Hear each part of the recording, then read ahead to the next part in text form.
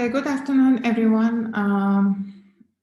Now we are going to start our webinar on the introduction of the revised labor law of Mongolia. And my name is Bolorma, and I'm working as a partner director of the GRATA International Mongolia. And today we are going to have two presentations, basically focusing on the new regulations of the revised labor law, focusing on the newly added the provision articles and the amendment on the existing labor law. And our webinar is organized by the GRATA International Mongolia law firm, jointly with the German Mongolian Business Association. So I would like to invite Rebecca to share her thoughts about the webinar. All right. Hello, everyone. Also, on behalf of German Mongolian Business Association, I welcome to the webinar we are organizing together with our partner GRATA.net. We are very, very thankful for this opportunity to have this joint event, as it's on a topic that affects basically every single person in Mongolia. So I'm very much looking forward to receive more information, and I can only encourage everyone joining today to ask your questions and gather all necessary information for your individual business activities. So thank you very much again, Boloma. Okay, thanks, Rebecca. So before starting our presentation, I would like to highlight that labor law will be, revised labor law will be affecting all the business organizations and its activities, whoever having the employment and labor relations. So at the end of the presentation, we will share all our presentation and the record of the webinar, and you can have go through the presentation again. And of course, you can send us if you have any questions by email, and we will providing our contact details at the end of our presentation.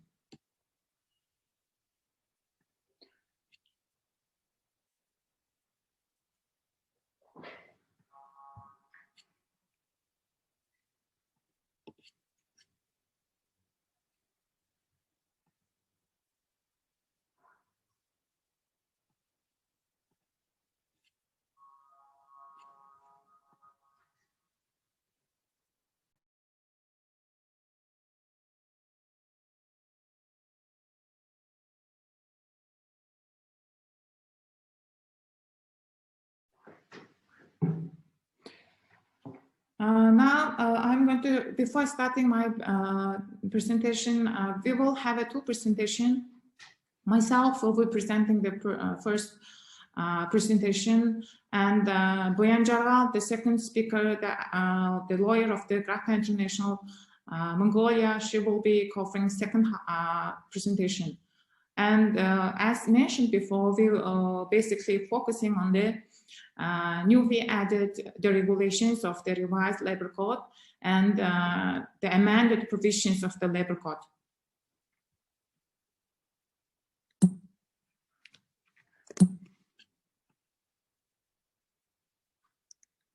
So before coming to the content of the presentation, I would like to briefly introduce about the GRATA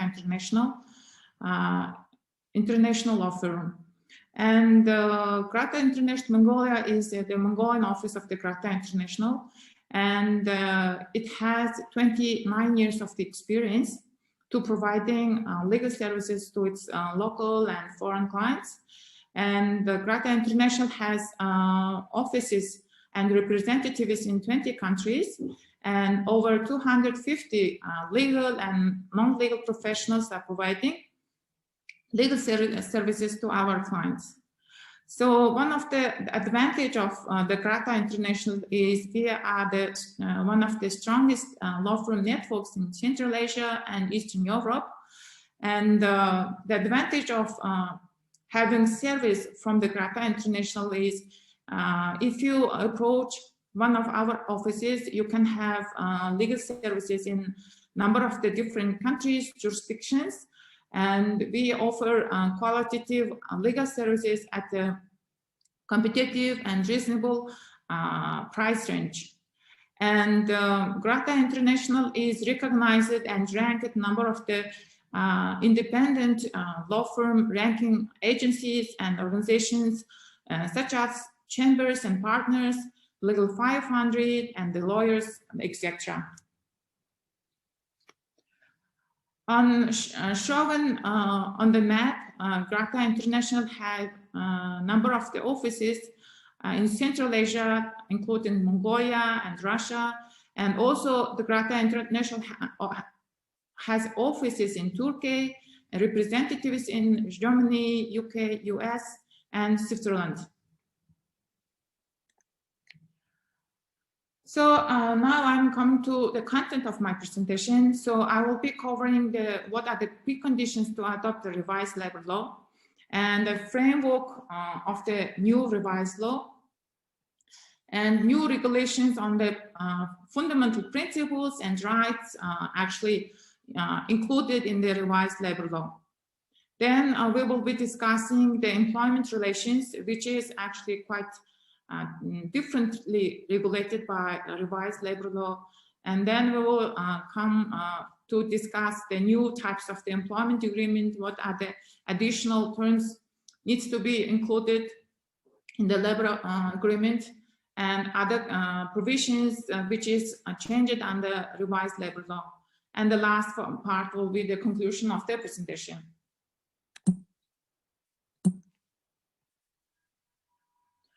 So there was a major 5 preconditions to adopt the revised labor law. And the law was actually passed in July 2nd, 2021, and it will be effective on January 1st of 2022. So the first precondition was the Mongolia is a member of the International Labour Organizations and ratified over 10 international labor conventions. So under the revised labor code, the number of the fundamental principles and rights and definitions actually included in the law. And the second precondition was actually the current effective law was adopted in 1999, and it's already regulating over 20 years labor and employment relations.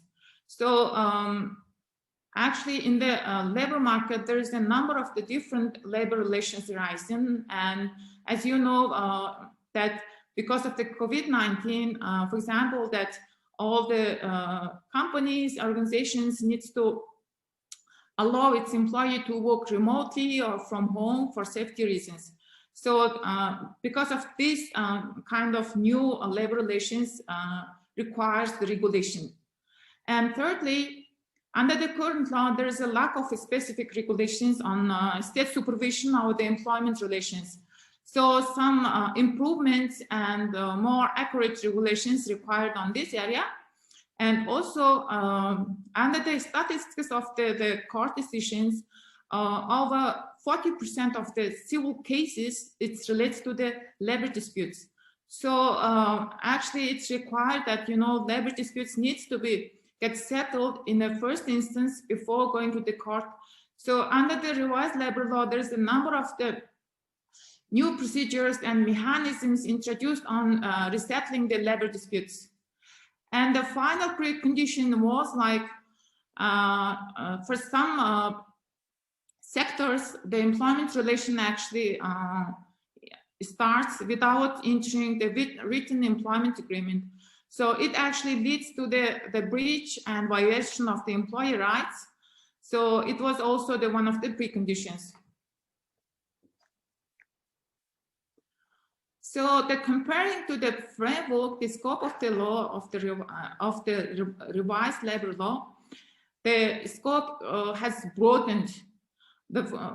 It means that labor relations in connection with the work services provided in the territory of Mongolia, or the employee or the company agreed that they will be governed by this law. It's the employment relations, the new law will be applied.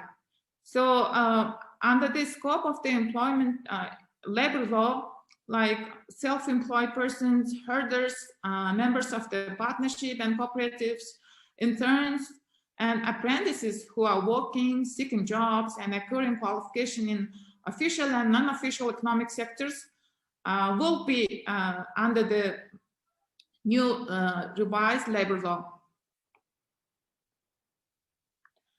So as mentioned, that Mongolia is the member of the International Labor Organizations, and we actually ratified over 10 international labor conventions.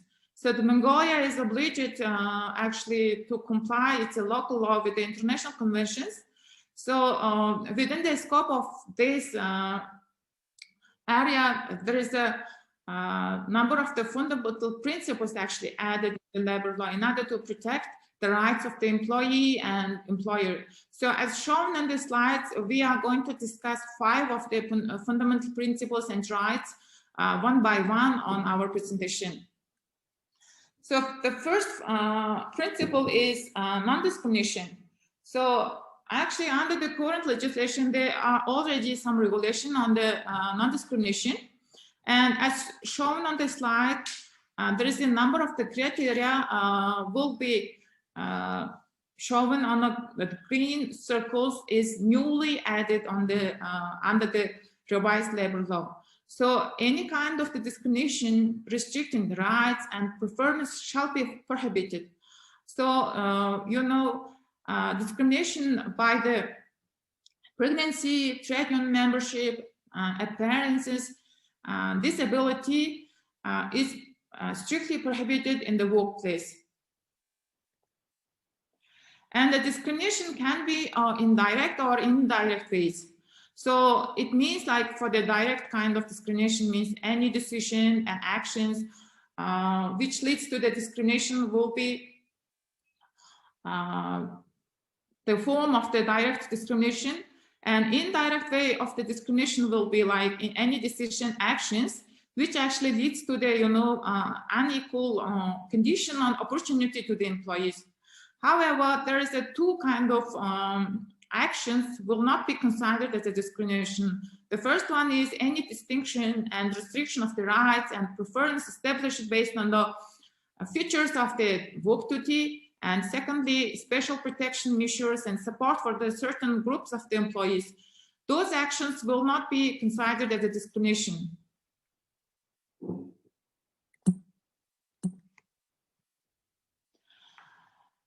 And under the new revised law, there is a quite improved, the system of the resettlement of the complaint if there is a case of the discrimination of the workplace.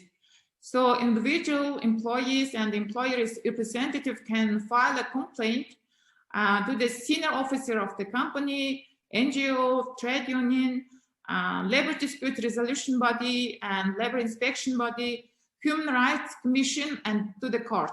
So if you see, there's a number of the different options to file a complaint and get solved its complaint.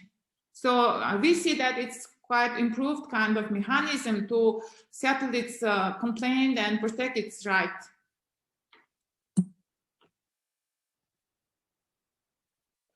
The next principle is harassment and violence and sexual harassment at the workplace is strictly prohibited.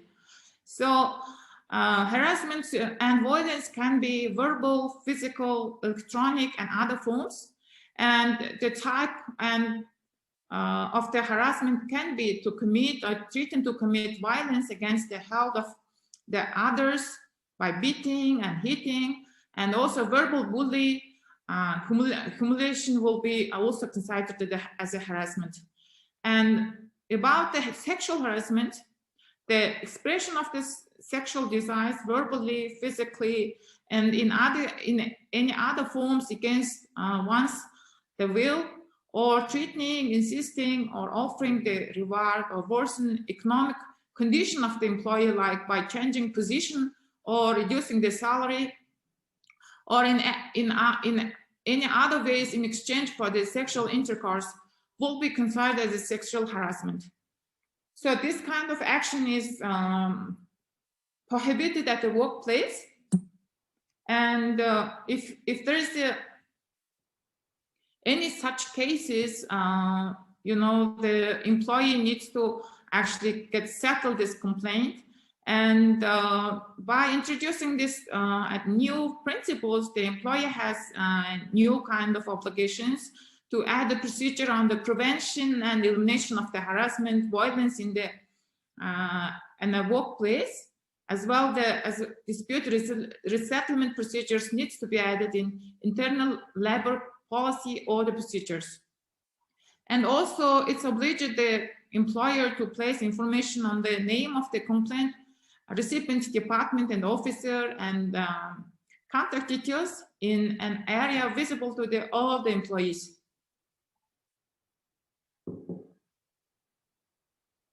If there is a case of the harassment or sexual harassment in the workplace, there is the same kind of the mechanism to file a complaint, and the number of the different bodies can resettle the complaint as the same principle of the non-discrimination. So next principle is the forced labor. The actually forced labor means the compelling the person to perform works and services which are against his or her will by threatening to impose any fines and punishments using the force or threatening to use force. The forced labor is a crime under the criminal code, and there will be sanction under the criminal code. So under the revised labor law, there is a number of the cases which will not be considered as the forced labor. For example, basic education, any work services performed by soldiers in the military service, or community service under the wild court decisions, or any works and services related to the protection of the national defense, human life and health, and prevention from the natural disasters.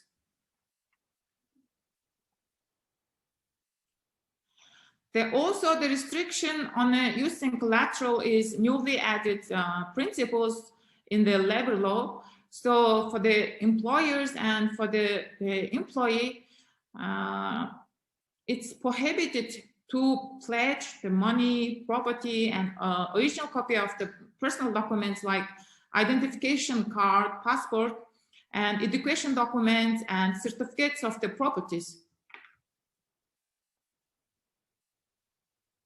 Also, the number of the unfair actions is prohibited, and there is a prohibited actions for the employee, and the employer is added in the law. So for example, for the employer, interrupting the association and express rights of the employee, interfere activities of the body to protect employees' rights and give financial and other supports is one of the prohibited action. Also, discriminate by trade union membership status or refusing to provide information for the execution of the collective treaty and bargaining other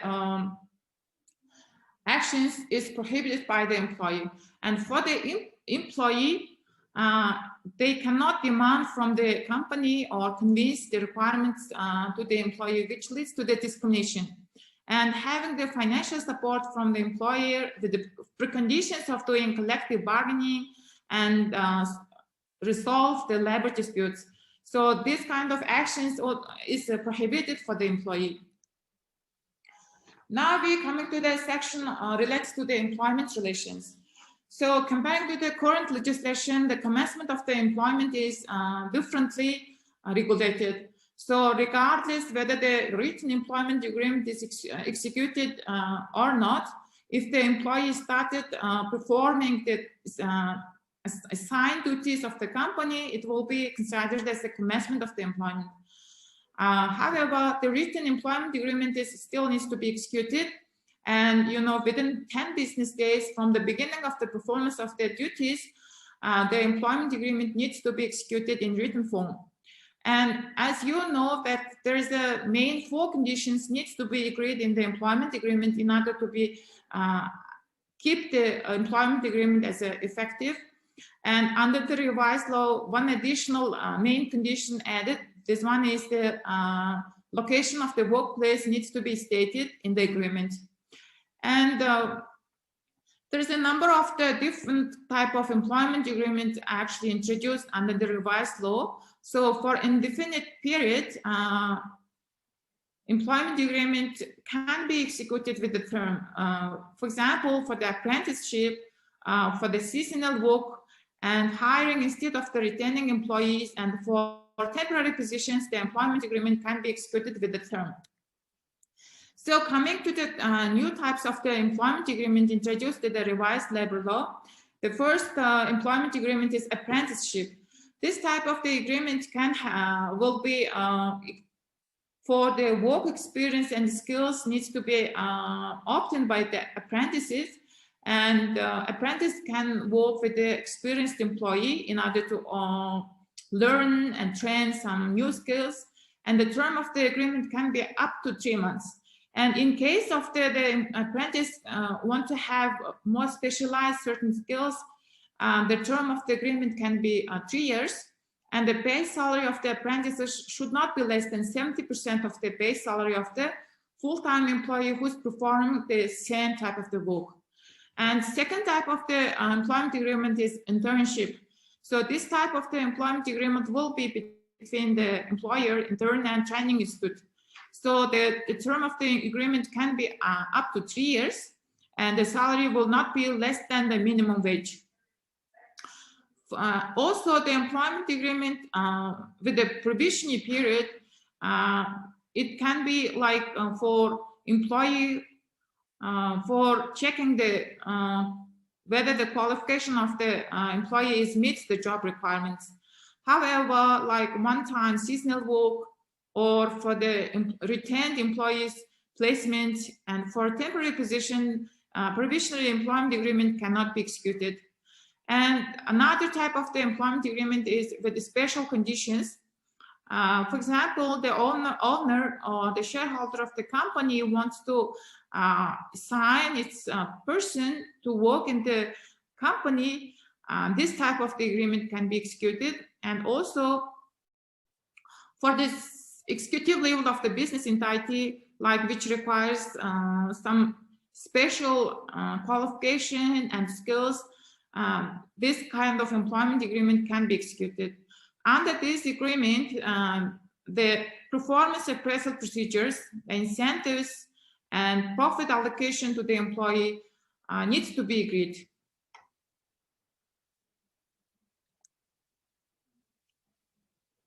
And there are other new types of the employment agreement. For example, the employment agreement can be executed with part-time employee and the employee who needs to work from home. Or for this type of the agreement, the employee can use its own equipment and raw materials, and it needs to agree with the employer that what are the duties, delivery term and form, compensation and service fee, reimbursement of the cost for using employees' equipment and raw materials. And also, employment agreement can be executed employee for the remote work. So remote work means that the employee can work online, and it can be work for full or part-time. And the totally new kind of employment agreement type is employment agreement between the citizens. This type of the agreement will be used by the assistant herders, domestic service workers. So the main employer's obligation is to providing at least 24 hours of the rest per week and providing annual leave to the employee. And there is a number of the additional terms actually needs to be agreed on the employment agreement or by the complementary separate agreement. The first additional term is non-combating obligation. So if in order to keep the industrial and business confidential information, this kind of the obligation can be added in the employment agreement. And also the employees should not work for the company that directly competes with the employer. And for up to 1 year after termination of the employment agreement, the non-competing obligation will be still effective. And also, if the obligation is still effective, the monthly compensation in the amount equal to at least 50% of the last month's salary of the employer shall be paid to the employee. And also, if the employee is going to study on the employer's expense, after the completion of the training, the employee shall work up to 3 years for the company or employer who paid the tuition fee. And also, in case the employee wants to terminate the employment agreement unilaterally, he or shall pay the tuition amount proportionate to the non-worked hours, unless the employer waived this obligation. And also, the confidentiality obligation is can be agreed under the employment agreement or separate agreements. For the employees who are responsible for the properties, like the provision relates to their full property liability can be added in the employment agreement, or it can be agreed under separate complementary agreement. The amount and limitation of the employee who can dispose the employee's properties and properties to protect, to maintain, and location of the properties needs to be specified in the agreement.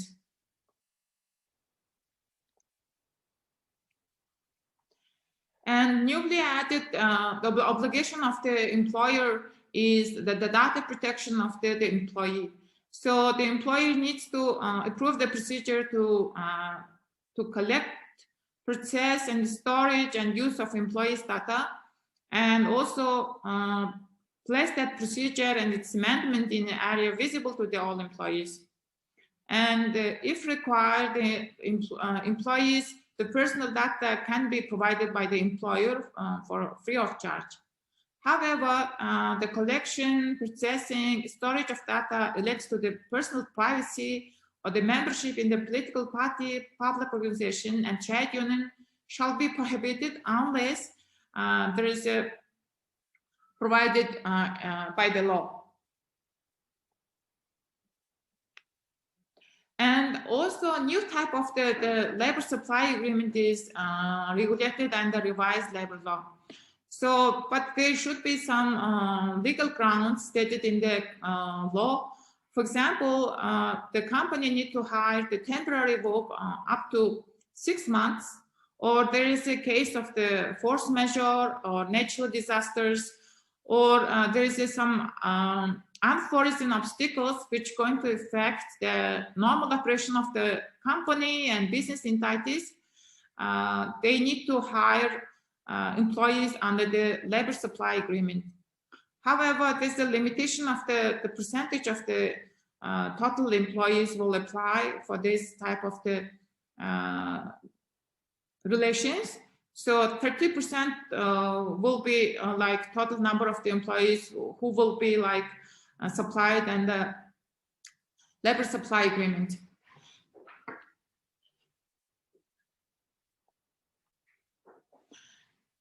So transfer to another job. There is actually the existing number of the grounds under the current law, but under the revised labor law, some more grounds actually added.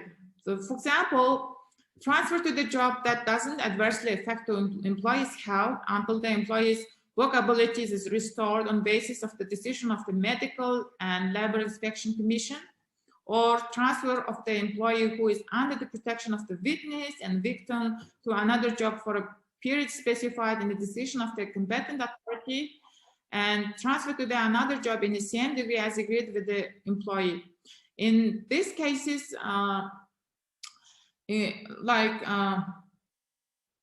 they can be transferred for another job.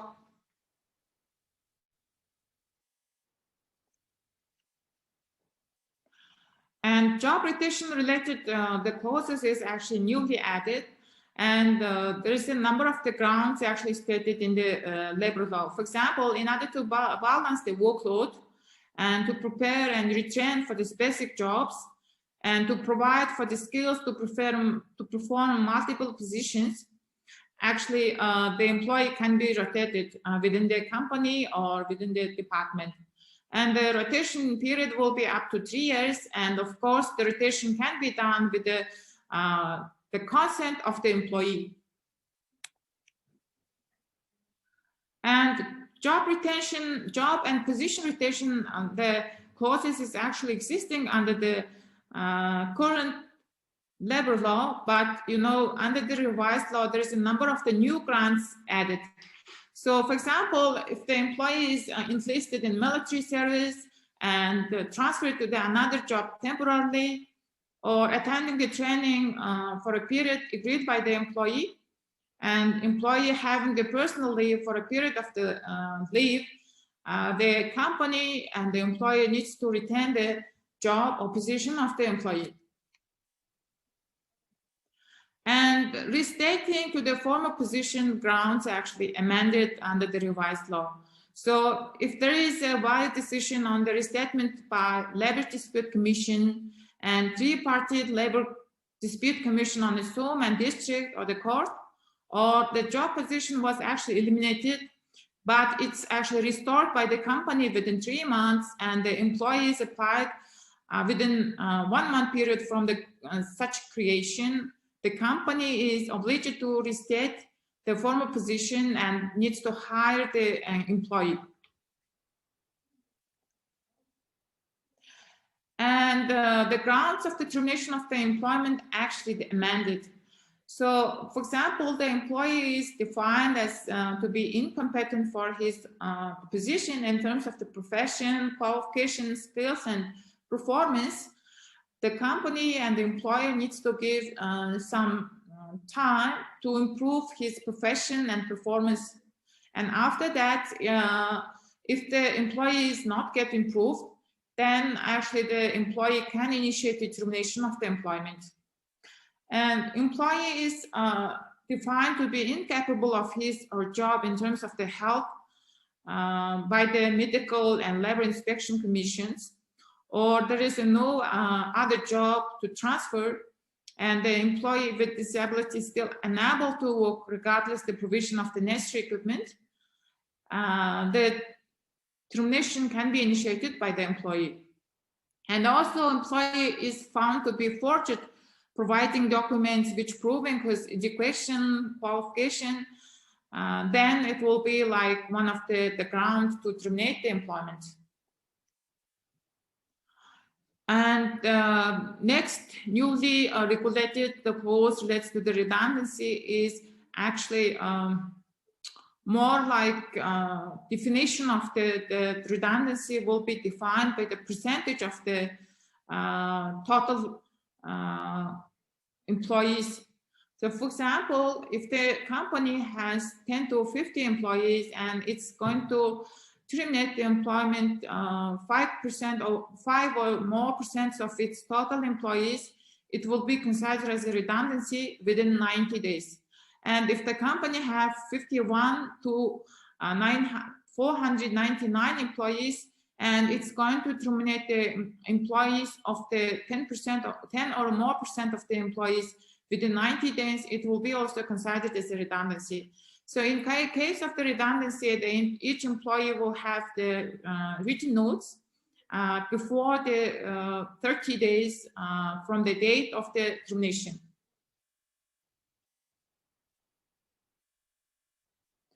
So coming to the unemployment allowance, how it's regulated under the new revised law is like allowance will be depending on the duration of the employment. For example, the employee is worked from 6 months up to 2 years, 1 or 2 months base salary will be paid to the employee as an unemployment allowance. And for example, employees work from 5 years up to 10 years, the employee is entitled to have 3 or more months base salary. So this allowance amount also applies to the employee who is retiring. And in case of the massive redundancy, this allowance amount should be agreed with the employee's representative, but not less than above stated the amounts. So now I'm coming to the conclusion part of my presentation. So briefly summarizing what actually covered under my presentation is the new revised law become more compliant with international conventions, and it actually added a number of the fundamental principles and rights in compliance with international conventions. And employment relation will be considered as commenced from the moment that the employee started performing the work duties assigned by the company representative. And there is a number of the new regulations actually added that new types of the employment agreements, additional terms regulated under employment agreement or agreed by the parties under separate agreement, or application of the labor supply agreement, what's the legal grounds, and new grounds for a temporary transfer of the another positions, and the redundancy percentage is clearly defined, and also the unemployment allowance is clearly defined depending on the duration of the employment of the employee. So I would like to share that usage sources. So from the legalinfo.mn, you can have a new revised law version in Mongolian, and also we prepared legal alerts and revised labor law. What all the points we discussed on the presentation is actually posted on our website in Mongolian and English. So you can have the copy of it by downloading from our website. So thanks for your time and attention. Here is my contact details, and if you have any questions, you can send us by email, so we can maybe send our response by email. So now I would like to invite Boyan Gerald, the second presenter, and she will be continuing what are the new regulations is included in the revised labor law.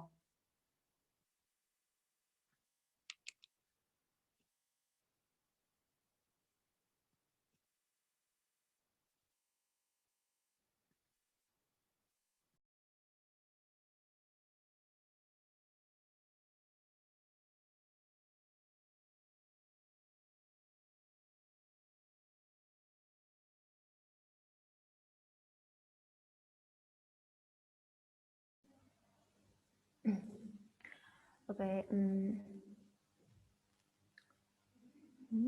Ini screen share it. Ini screen. Harjun. So, good afternoon, everyone, and thank you for attending the webinar. And I hope that everyone find the webinar informative. So, my name is Boyan Gerald, Associate of GRATA International Mongolia Law Firm. So, in this section, I will go through new or amended regulations on from collective bargaining to labor dispute resolution process. So, in collective bargaining, there aren't many major changes. However, the law defines the fundamental principles to be followed in collective bargaining.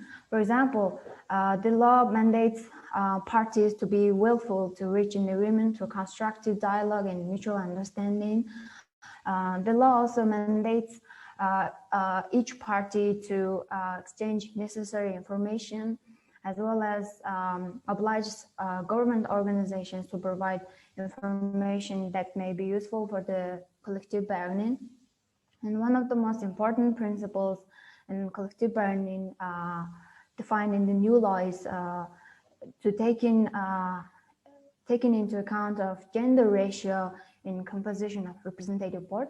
Also, the collective bargaining must be free of political influence, in particular, any interference, influence, or hindrance by any government organizations or non-government organizations, etc., are prohibited under the revised law. For the term of the agreements, generally the agreements can be made for up to 3 years. On the other hand, in the case of agreements on salary and wage, the minimum term of 1 year shall apply in this case, and the agreements must be registered within 10 business days. So under the current law, there was potential risk to take disciplinary actions against trade union workers and elected persons participating in collective bargaining on the basis of prior consent of their upper level of authorities. On the other hand, under the revised law, it is completely prohibited to take such actions against those participating in the collective bargaining, which is improved regulation on collective bargaining. And moving to the strike, principles in initiation or organization of strike is also newly defined in the law. So before organizing the strike, employees must take into account of significance of disputed matters, as well as the duration and the scope of the strike must be predetermined.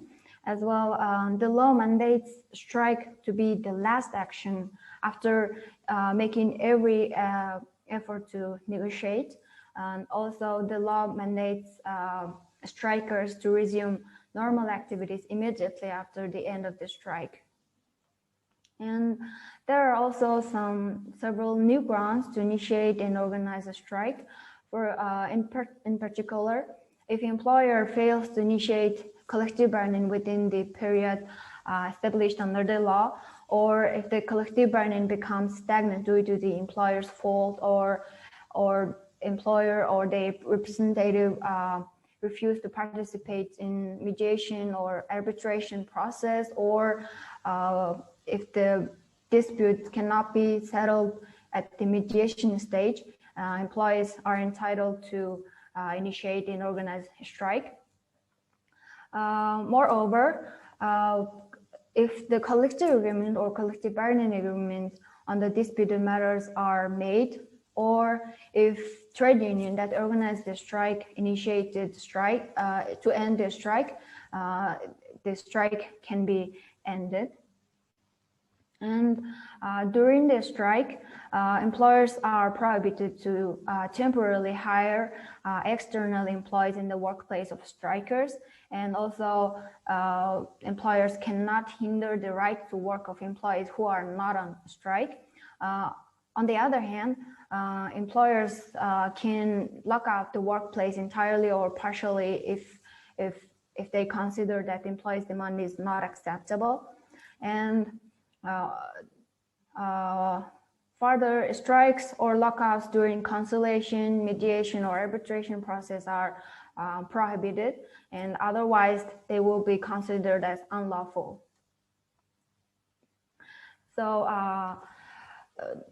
also employers should note that employees are entitled to refuse to work under the revised law in the circumstances that might endanger the life or health of employees or third parties, or if employer demands to work overtime exceeding the limit provided by the law, or if employer fails to pay the salary within 30 days from the due date, they are entitled to refuse to work. So employers should consider this employees' right in order to run their business smoothly.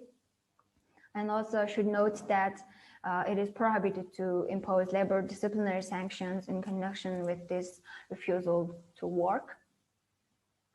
Now let's move on to regulations on hours of work and rest.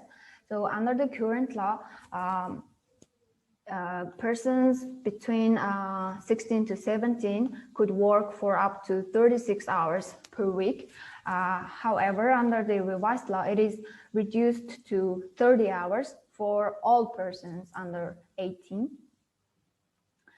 The law also defines the maximum working hours per week, which is up to 56 hours, and the overtime limit per day, which is for up to 4 hours, which are newly added in the revised law.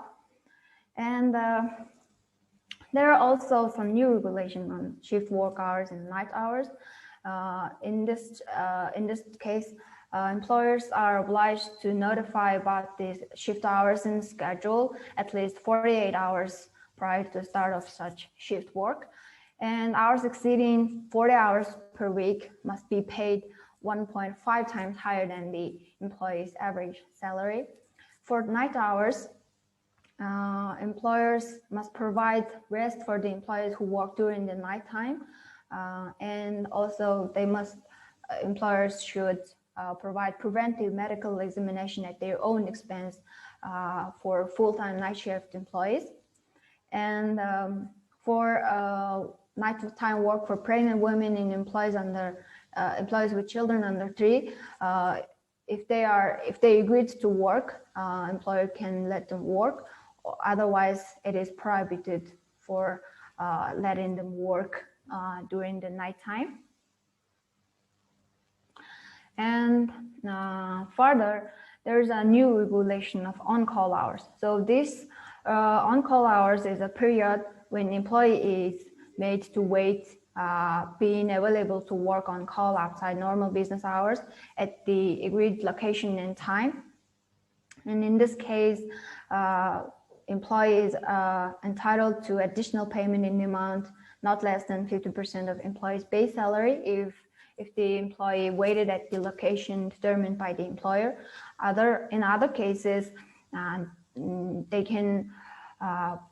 they are entitled to receive at least 30% of the base salary. And in the case of letting employees work on call hours, it must be notified at least 24 hours of advance. And the law also sets the limit of on-call hours work per month, which is 8 times. So moving to the long shift, this long shift regime can be used by employers in mining and exploitation sectors, as well as their contractors can use this regime. And duration of one working day is set as 12 hours. Also, there's a work roster newly regulated in the revised law, which one shift of long shift to be 14 days and the rest to be 14 days as well. What more is that employers are obliged to keep records of working hours of employees, and also working hours per week for employees who work part-time cannot exceed 32 hours per week. And for salary and allowance, there are some changes in the amount of overtime pay and payment for annual leave, etc. For example, as I mentioned earlier, employees who work during the nighttime are entitled to rest the following day. On the other hand, employer can provide 1.2 times higher than their average salary. And in the case of overtime work and nighttime work on weekends and public holidays, both overtime pay and extra pay for night works must be provided to the employee. But this requirement do not apply to shift workers. So further, in case of being unable to provide the employees annually due to urgent business needs, employers must compensate the employee in the amount equal to 1.5 times higher than their payment for annual leave. And for allowance, there's a new regulation providing allowance for employees under protection of witness and victims. So during the period the employee has been under protection of witness and victim, they are entitled to allowance in the amount equal to their salary which they would have received during that period. And in the case of reduction of salary due to transfer to another job, the difference also must be paid to such employees. Additionally, there are some new grounds to withhold from the employee's salary. If there is a valid decision of court or labor dispute settlement body, or if employers impose labor disciplinary sanction of reduction of base salary, in these cases, employee can withhold from the employer can withhold from the employee's salary. There are some notable timelines for imposing labor disciplinary sanctions. Generally, the timeline for normal employees hasn't changed. For employees under full property liability, the period to time limitation to impose labor disciplinary sanctions is set as 1 year from the date of the breach or the last day of breach if such breach is continuously carried on. The law also provides interruption cases of limitation period. So limitation period can be interrupted during the leave upon medical certificate, or during annual leave or personal leave, or during inspection of the disciplinary breach by law enforcement, audit, or other competent authorities. The next new regulation is employer's liability to pay penalty in the case of failure to pay the salary within the agreed period for in the amount equal to 0.3% of the salary for each day of delay. Furthermore, the law mandates employers to reimburse their respective expense in the case that employees use their own equipment or items due to the employer's failure to provide necessary equipment and facilities, or in the case if the parties agreed to use the employee's equipment. In all cases, the expenses must be reimbursed by the employer. Furthermore, there's a new ground for full property liability, which is if an employee who received properties and valuable items fails to report the expenditure on those properties and items within the period specified in internal labor regulations, such employee is subject to full property liability.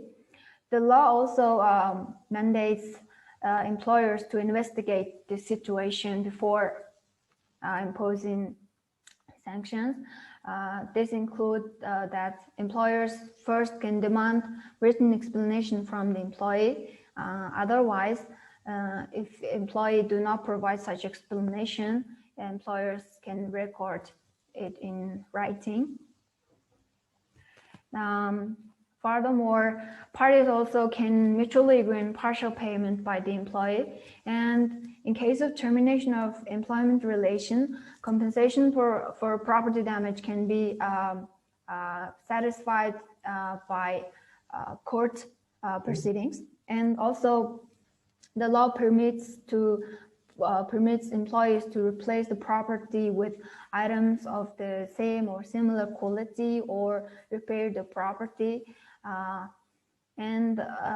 Lastly, the employee also can appeal to court if it considers that the decision on imposing property liability is unjustifiable. Now let's move on to employment of some group of population. So there are some changes in the number of days for leaves. For example, for the days of maternity leave for mother who gave birth to twins increased to 140 days. As well, the law provides father with newborn with at least 10 days of paid leave, and as well as parents who adopted an infant, they are entitled to paid leave for up to 60 days the infant becomes. And also, instead of breaks for breastfeeding or caring for their child, employees can request for reduction of working hours, and employers are also obliged to provide opportunities for pregnant women and employee with child under 3 work from home or remotely upon mutually agreeing with them. And for the minor labor, in accordance with minimum age connection, the revised law permits light works for persons under 18, including involvement of persons under the age of 15 in art or sports events or advertisements. There must be obtained a permit from the State Inspector for Children's Rights from time to time. Also, in the case of employment of persons under 18, information on those workers to be recorded and also must be notified to the state organization in charge of labor inspection within 10 business days. And in the case of employment agreement between 15 to 18, three-party agreement involving the minors' legal representative must be also concluded. And the law also provides a new grant for release from or reduced payment for each position to be hired by persons with disabilities. So if employers supports the activities of persons with disabilities or persons who are taking care of their family member with disability at home by regularly purchasing goods, products, and services produced by them under an agreement, in this case, employer can be released from or reduced from the payment for the position to be hired with persons with disabilities. The law also mandates employers to take possible measures to enable employees who care for the person with disability to work from home or remotely or part-time at their request.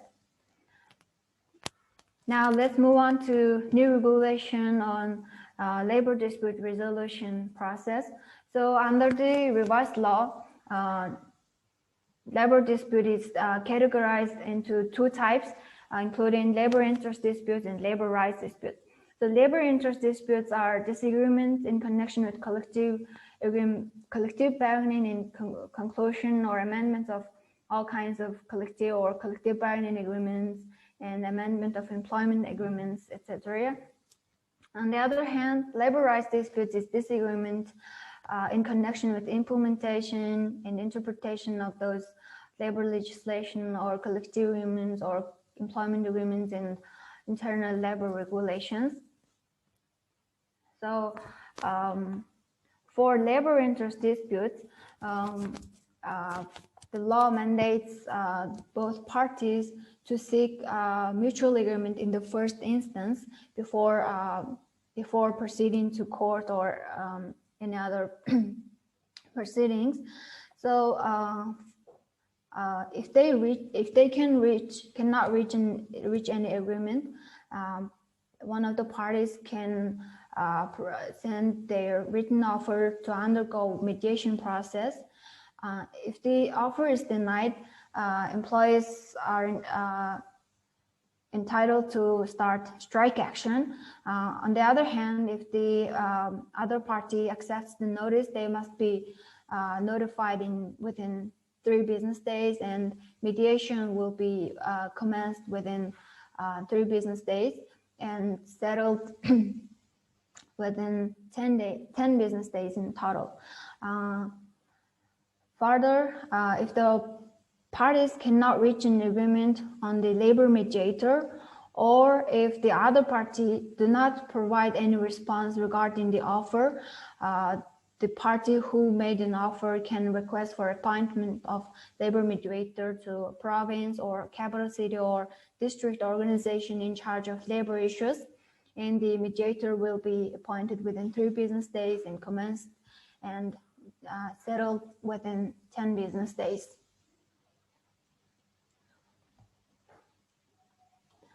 The next possible measure is arbitration. In the case if the parties cannot reach an agreement in the mediation stage, or if one of the party do not agree with the decision, such disputed party can request for arbitration to Tripartite Committee for Labor and Social Partnership. And the arbitration board, consisting of 3 members, will be appointed within 3 business days, and the dispute will be settled within 15 days in total. There's one exclusion for labor interest disputes in companies or organizations that provide the population the paramount services related to national defense or ensuring national security, etc. In such cases, the mediation process can be skipped and the dispute can be settled by arbitration directly. And the law also restricts the availability to proceed to court. For only in the case of procedural errors, parties can appeal to court. So, for the labor rights disputes, there's two organizations that settles dispute settlement body, which is one is company level and the other is zone or district level. So if there are employers having 20 or more employees, they are obliged to establish this labor dispute settlement commission mandatorily, and for initiation of the dispute resolution, the disputed party, in case of in case if they consider that cancellation or termination of the employment relation unjustifiable or transfer to another job as unjustifiable, they must file their complaint to the Labor Dispute Settlement Commission of their organization, or in the absence of such commission, they can file their complaint to Tripartite Labor Rights Dispute Settlement Committee at zone or district level. Within 30 days from the receipt of the decision they are disputing, and in other cases, the time limitation is 90 days, and dispute will be settled within 10 business days. And unless the parties reach an agreement, the disputed party can file complaint to the Tripartite Labor Rights Dispute Settlement Committee, and it will be settled within 10 business days. And finally, if the disputed party do not agree with the decision, they can file claim to the court. So the law provides for mandatory labor disputes, which will be direct jurisdiction of court. This includes complaints against decision of the Tripartite Labor Rights Dispute Settlement Committee and claims by employers regarding compensation for property damage, and complaints regarding the fact that collective agreements or collective bargaining agreements or internal labor regulations, etc., violate the labor legislation, or complaints regarding the failure to enforce valid decisions of the labor dispute commissions or the zone or district level settlement committee decisions. And there are also optional cases that can be settled by the court. These include claims regarding compensation for damages caused to life and health of employees in the course of the performance of their work duties, and complaints regarding unjustifiable decisions on cancellation or termination of employment relations or transfer to another job, and etc. So to summarize this whole section, the principles in collective bargaining in strikes are defined, and the law prevents from imposing labor disciplinary sanctions in connection with participation in collective bargaining, and there are some new grounds to initiate or organize or end strikes. And the law sets maximum working hours per week and overtime limit per day. And there are some new additional obligations for employers, a new regulation on on-call hours, and there are some change in the amount of compensation for overtime pay and annual pay and etc. And there is a new regulation on penalty for not providing salary in time, and new grounds to release or reduce payment for each workplace to be hired with persons with disability. And most importantly, the law provides for availability to settle labor disputes in the first instance with the help of labor mediator as well as through arbitration. So here's the end of my presentation. And if you have any questions, you can drop your questions in the QA section. And thank you for your time and attention.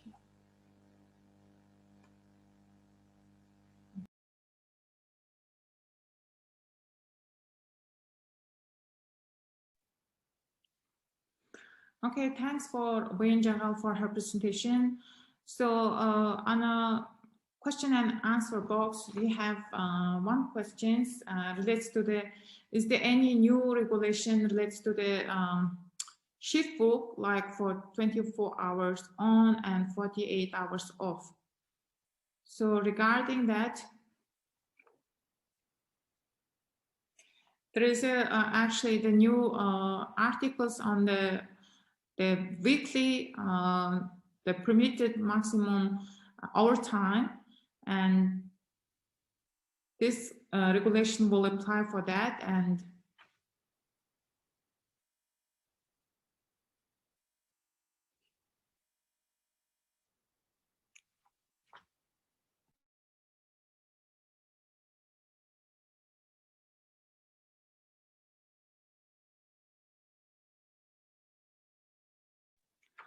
however, there is no specific kind of limitations or regulations in the revised labor code that limiting the number of the hours and shift hours.